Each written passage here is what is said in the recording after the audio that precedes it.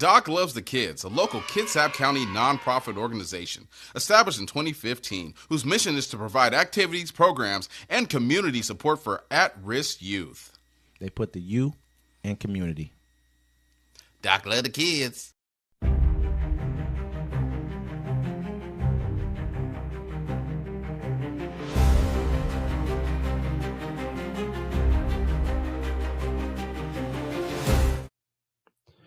Welcome to Uncommon Courtesy, where we give you the courtesy of conversation that's uncommonly spoke of. I'm D-Mac. I'm Wesley. And this is the show. Don't forget to like, comment, and subscribe. Don't forget to catch us every Friday, 7 p.m. on the Friday Fix. Don't forget to catch our other shows, Plays and Parlays, and Civil Discourse. Hello, Wesley. How are you today? I think I'm Big Meech. Feel I'm Larry Hoover.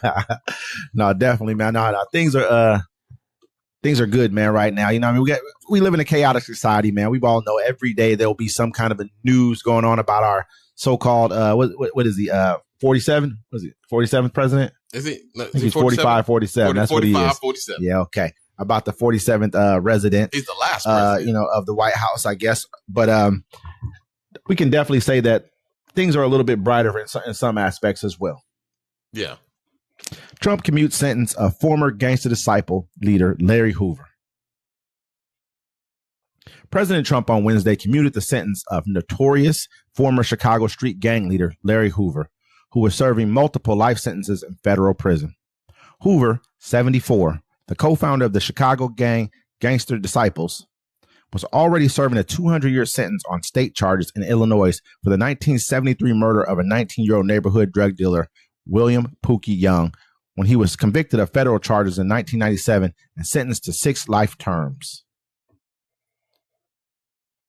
Hoover was among 39 Gangster Disciple leaders indicted in the August 1995 in Operation Headache, a 6-year effort by the feds to infiltrate Gangster Disciples. Federal prosecutors had accused him of criminal enterprise to continue overseeing the gang while in prison in Illinois. Hoover is currently serving 6 life sentences in a maximum security prison in Colorado, according to federal prison records. It's unclear how soon he will be released from federal custody, but he still faces the remainder of his 200-year sentence in Illinois, dating back to the 1973 for Young's murder. Hoover's attorney said he spent nearly 30 years in solitary confinement at ADX Florence, a maximum security prison in Colorado that they describe as the most restrictive, draconian supermax prison in the United States. In a statement, Hoover's attorneys Jennifer Bonjean and Justin Moore said they are thrilled to see he will be released from federal custody.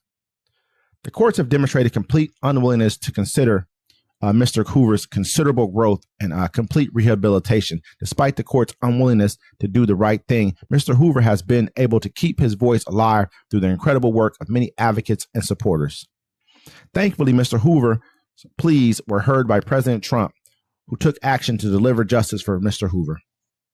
Just thrilled for him, thrilled for his family, thrilled for his supporters, who have been chanting "Free Larry Hoover" for a long time, Bonjean added in a follow-up interview. Bonjean has represented Hoover when he was up for parole on his state sentence in 2022 and was denied. He is eligible for resentencing, but the courts have been unwilling to give him that opportunity, notwithstanding the fact that he has literally done every single thing a human being could do to show that they have been rehabilitated, said Bonjean. In 1993, Hoover spoke to former CBS News Chicago reporter John Davis. At the time, Hoover was 42 years old and had already served 20 years in prison. "I've done my time," Hoover said in 1993 interview. "I paid my debt to society." In the interview with Davis, the leader of the Gangster Disciples and convicted murderer, he had a lot of time to think about ways to stop the gang violence on the streets of Chicago. Anytime you do extensive time, it can have 2 effects. It can harden you or it can make you think, Hoover said at the time. And I've thought. He said in the 1993 interview that he had done a lot of thinking about the senseless gang violence plaguing the streets of Chicago at the time. One teenager don't like the other teenager because of the way he wear his hat, because of his ideology is different from his. A disciple don't like vice lords, Hoover said in the interview. We're all black people, and there's no difference. Now, one thing, they call them Gangster Disciples, but GD stands for growth and development. for one. And then all the people don't really understand all the violence, or the majority of the violence in Chicago. I can't see all of it. All the gang violence, they're all in the same gang. They're just different parts of it. So basically they're folks, right? And folks is a nationwide gang. And it's folks, and then you have GDs, you have BGDs, which is Black Gangster Disciples, you have Gangster Disciples. But, you know, in Chicago, they're all GDs. They're all Gangster Disciples. They just are on different blocks. You know what I'm saying? And so they didn't want to let him out. But everyone else that had something to do with, like, most of the rest of the Gangster Disciples that got locked up with him are already free. They're already out. They just don't want to let Larry Hoover out because for some reason, they don't want anyone to try to fix Chicago. Because at the end of the day, it's always a talking point. You can have the mass shooting going on in, you know, Boulder, Colorado. It could be a white redhead kid, and they'd be like, oh, well, you know, the violence in Chicago. You can have January 6th go on, they'd be like, well, the violence in Chicago. They really don't want to fix it. Obama could have done this, but, you know, Obama, he was trying to be a president for everybody. You know what I'm saying? Instead of being a president for us, man. It gets down to a point to where he's an older man now. I mean, he's done a considerable amount of time. He's been locked up since 1973. That's about 52 years or something like that. Something ridiculous, and a ridiculous amount of time. And it's to the point to where what do they think he's going to do? Get out and be a kingpin at this point in time? There's nothing more. There's no 200-year sentence for murder. 200 years. I mean, come on, man. They commuted the Menendez brothers murder after we saw killed their parents in cold blood. They were rich. They had money. You know what I mean? Like, there was no reason. This guy comes from a hard neighborhood where there's a lot of gangs and drugs and violence going on. There's a reason behind things that he did. These people killed their parents, and they made up a story saying that. I mean, I'm not sure if it's true or not. But they were being, you know what I mean, done whatever they were doing by their parents. Then a band member that the dad used to manage came out just a couple years ago or last year, and was like, yeah, you know, he touched me too. And that's why they went and revisited their sentencing, and they lowered it down so that the Menendez brothers can get out. But the same thing, look, dude from Abercrombie and Fitch was flying dudes out and having sexually assaulted models and stuff. He got bail. Puffy in here, they're just telling stories. At the end of the day, you know, I think there's a path forward. I know he has a considerable amount of time to still do. Just going back into state prison in Illinois. However, J.B. Pritzker, who is the governor of Illinois, who is the person who has pardon power over the fact of or commuting power over the fact, either one, over the people in Illinois, he's going to be running for president in 2028. So, I mean, what vote will you need the most as being a Democrat running for president, which is the black vote? So there's a considerable amount of pressure that we can put on him to bear and say this person needs to be released from prison at this point in time. My brother. I mean, however it goes, as a forward-thinking individual, Pritzker is going to have to think that there will be. Yeah. Everyone's going to assume that there will be an election. So I think that's the leverage they may have over him to kind of get this to finally bring Hoover home once and for all. I mean, I think it's a very big. I mean, you look at all the different people who they've had no problem with partying and bringing home. We see it all over and over again. So I mean, I'm an advocate for them to finally free Larry Hoover. Yeah. No, that should be a good one. Hopefully they do. Speaking of pardons, Trump says he'll consider pardons for men convicted in plot to kidnap Democratic governor. President Donald Trump said he would consider pardoning the men convicted in connection with a plot to kidnap Michigan Governor Gretchen Whitmer. Speaking with reporters in the Oval Office on Wednesday, the president said he plans to look at the case of the four men who were either convicted or pled guilty on various federal charges stemming from a 2020 plot to kidnap the governor. Trump, when asked about potential pardons by pool reporters, stated he believes the men were railroaded. I'll take a look at it, Trump said. It's been brought to my attention. I didn't watch the trial. It looked like, somewhat of a railroad job. I'll be honest with you. It looked to me like some people said some stupid things, they were drinking. I think they said stupid things, but I'll take a look at it. And a lot of people are asking me that question from both sides, actually. A lot of people think they got railroaded. A lot of people think they got railroaded. And probably some people don't. And on a podcast Wednesday, Ed Martin, who is now the DOJ's pardon attorney after having his nomination withdrawn to be the lead U.S. attorney for the District of Columbia, said he plans to take a hard look at a pardon for the men. We can't leave these guys behind, Martin told far-right podcaster Brianne Morillo. He added, in my opinion, these are victims just like January 6th. Yeah, I mean, So now people don't remember. He said leaving these people behind. That's a huge point right there. I'm gonna go ahead. I know you're ready to go. These men, they were captured because they went to go get her, but she wasn't there, and they got caught doing it. There was no drunk talk.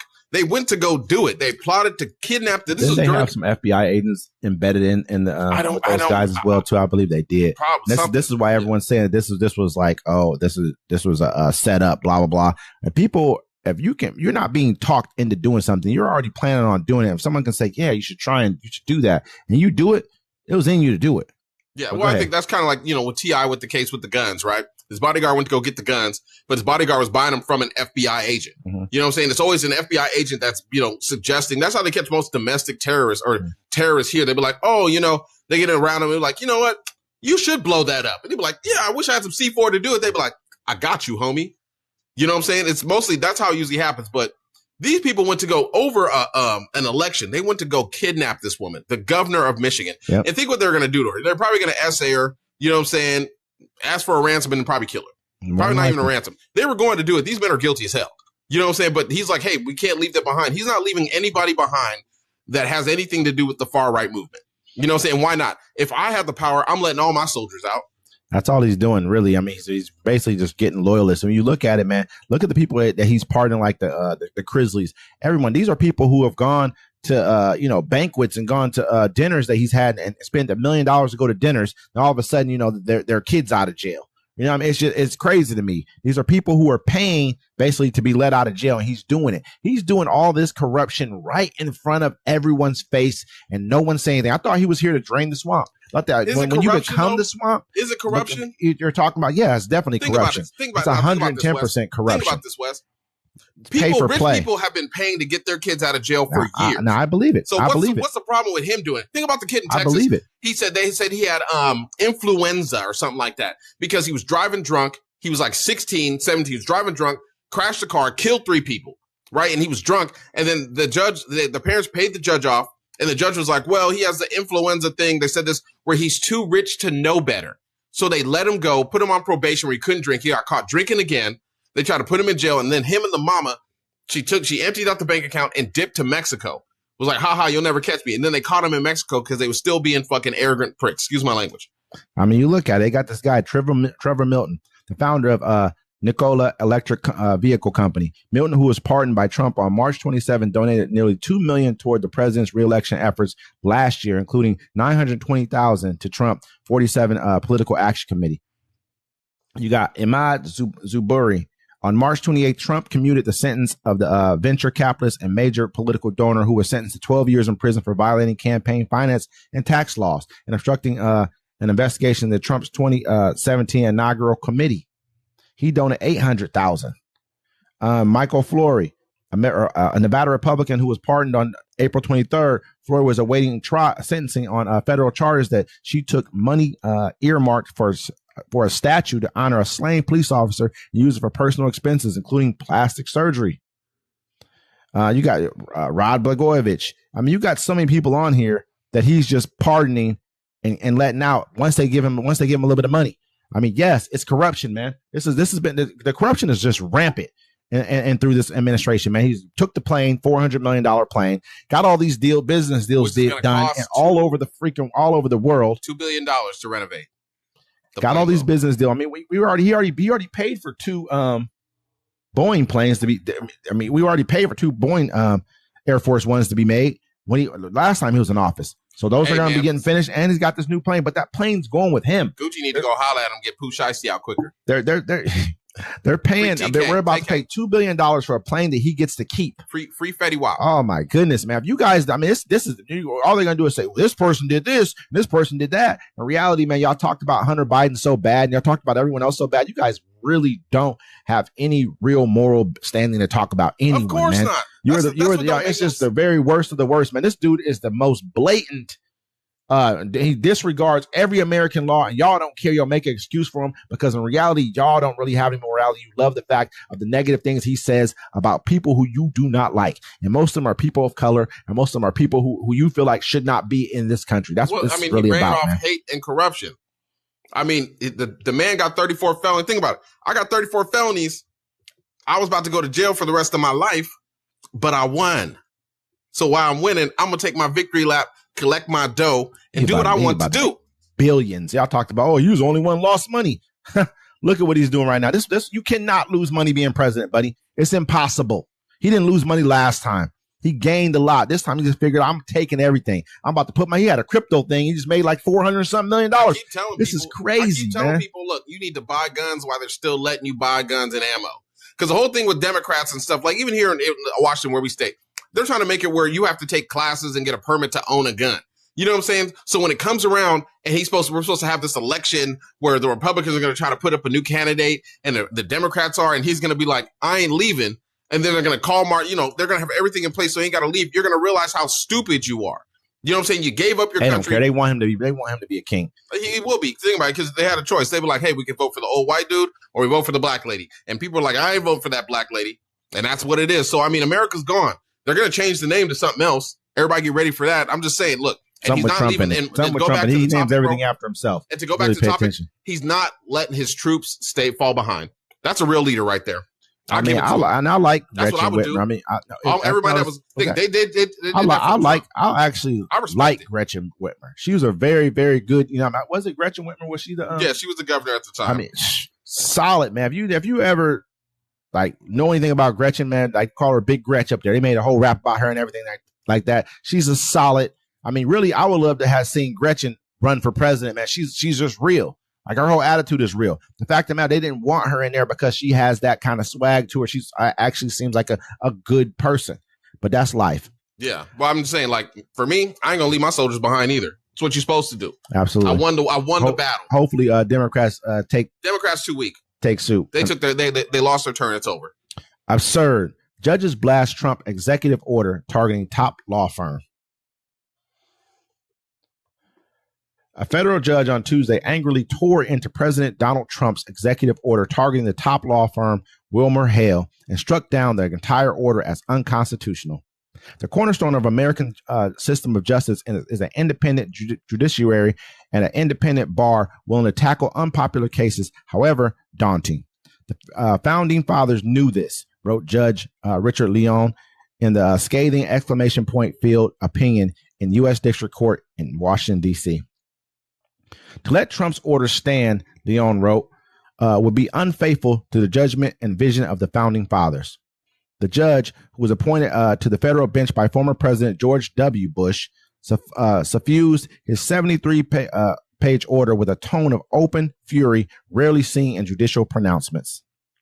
Please, that dog won't hunt, Leon wrote in response to an argument from the Trump administration that Wilmer Hale's claim of harm resulting from the executive order were merely speculation. This argument is absurd, the judge later wrote, balking at the administration's attempt to dispute whether Trump's order caused Wilmer Hale to lose clients. Since becoming president a second time, Trump has issued a laundry list of presidential orders and memos targeting law firms that have either worked on cases brought against him or hired his political enemies. Trump's order targeting Wilmer Hale explicitly criticized the firm for hiring Robert Mueller,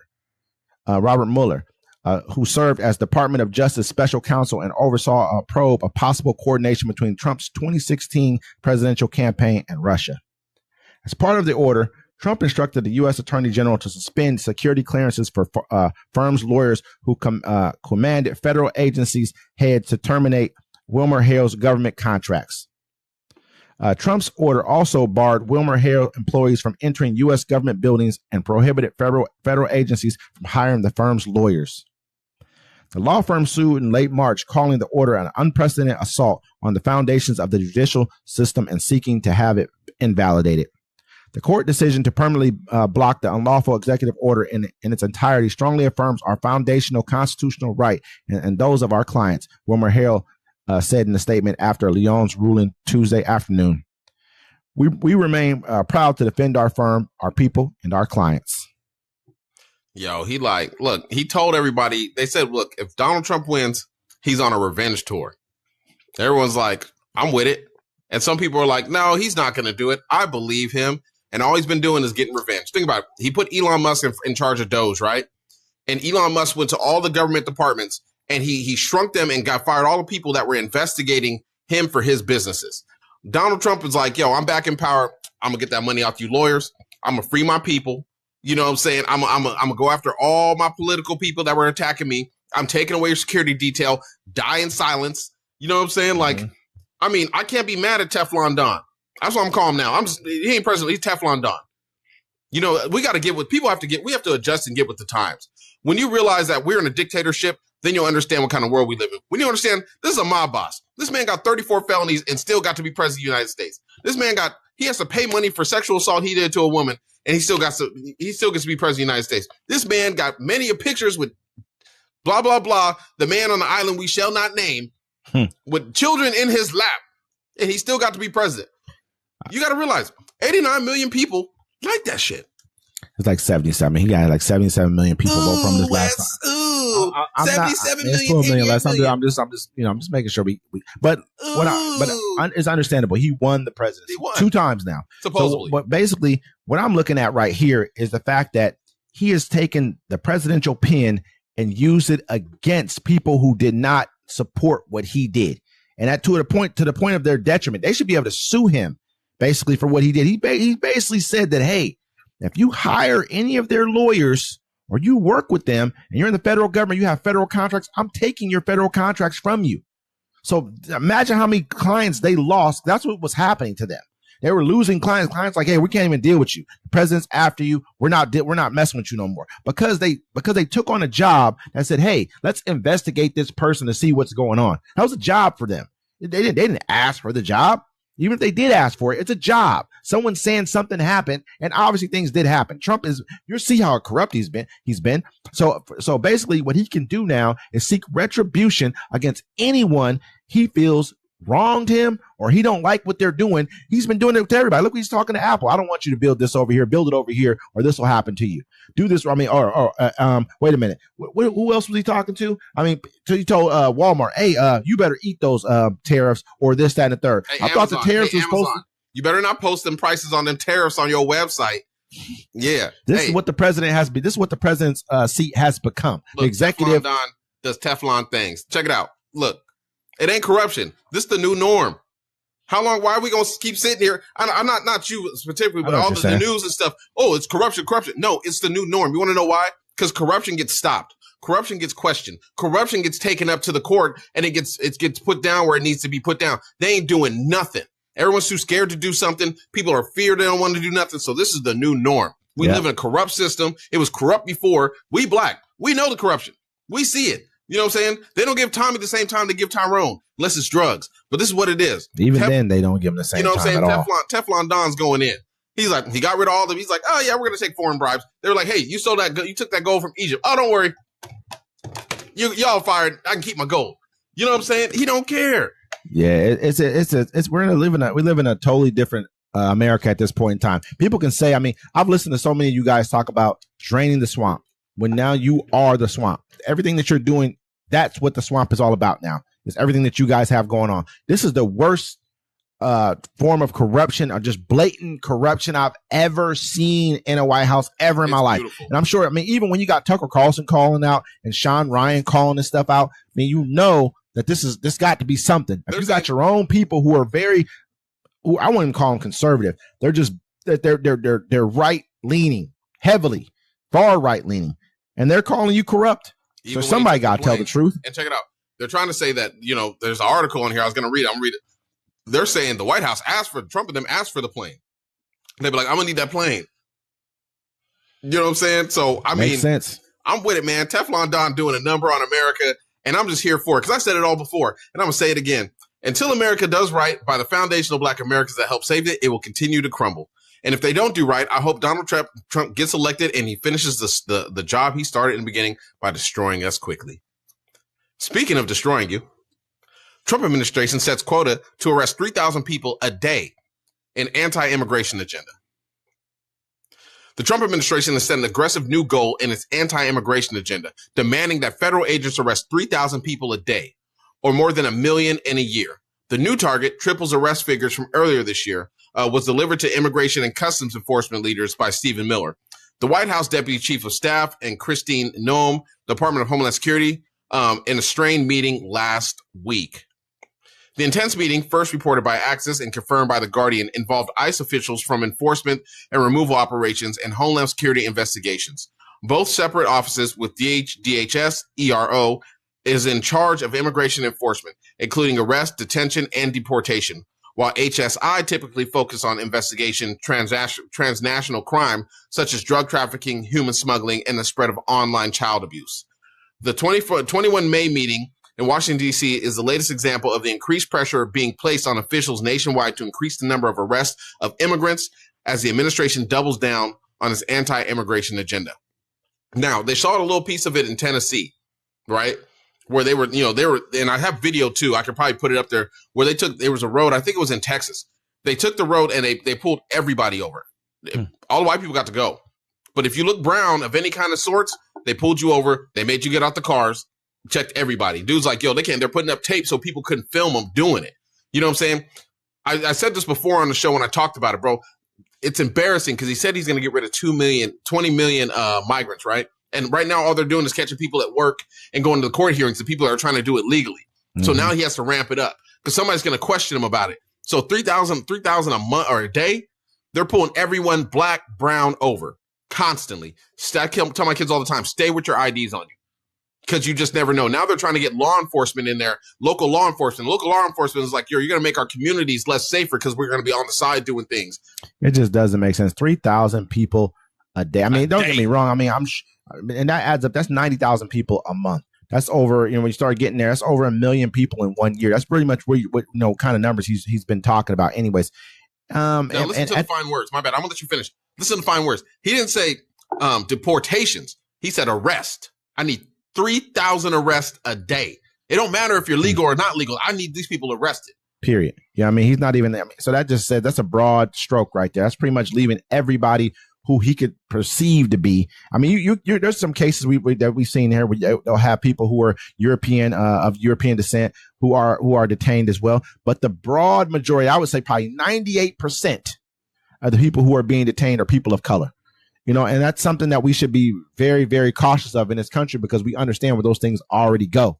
We understand how these things tend to play out when it comes with people of color. So I'm always very, very, whenever I hear something like this, I'm never a person who's going to jump overboard and say, oh, yeah, this is great. Let's do this. Nah, because I know it trickles onto everybody of color. It doesn't just stay in on one side. So we'll definitely be hearing about some people who you thought were Haitian or of African descent or, or just even Latin Americans. There's a lot of Latin American people who are darker skinned, who, just like us, melanated, heavily melanated. So, we all know how this will play out. We all know what's going to happen. Let's just see how they carry it out. Will they be running inside people's homes? Is that what's going to come next? We're setting up roadblocks, so you got to sit there, show your ID, and they don't care. Obviously, IDs don't work. We saw the guy who was down in even birth certificates don't really work. The guy down in Florida snatched him up. Mom brought in the birth certificate. That wasn't good enough for the ICE, even though the judge said, "Hey, let him go." That wasn't good enough. Hey, we're going to hold you for a little while longer because they have the authority to do so. These are the kind of laws, this is the kind of authority he's looking for. We're dealing with a dictator at this point in time. And if we don't do something about this, man, we won't have another. Like he always says, you won't have a country anymore. Yeah, we won't. It's over. And with that, folks, this is Uncommon Courtesy. Until next time.